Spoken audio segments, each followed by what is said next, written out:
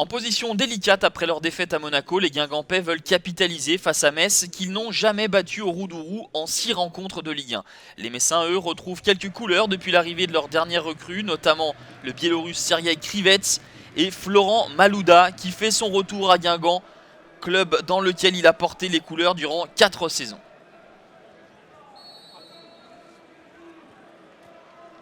Le ballon est propriété des Bretons dans ce début de rencontre, mais l'usage n'est pas efficient et ce sont les Messins qui en profitent, notamment sur coup de pied arrêté.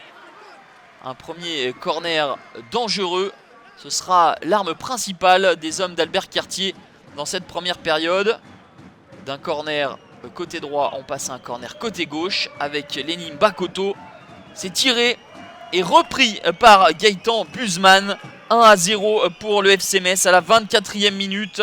Le premier but en Ligue 1 pour le jeune latéral Gaëtan Buzman et accessoirement le premier but inscrit par les Messins à l'extérieur depuis le début du championnat.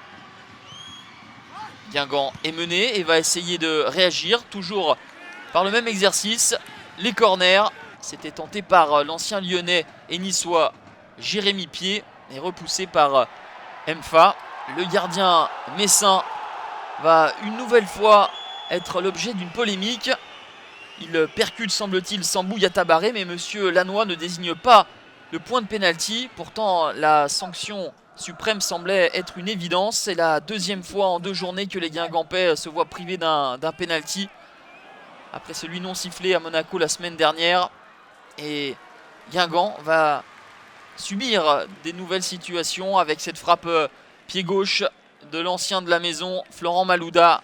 La frappe de l'ancien international français est repoussée par Mamadou Samassa qui retrouvait une place de titulaire. Lui qui avait laissé sa place au Danois Lossel la semaine dernière. 1-0 pour Metz à la pause. Et Albert Cartier observe des Guingampais en deuxième période se montrer un petit peu plus entreprenant. Le centre de Jérémy Pied.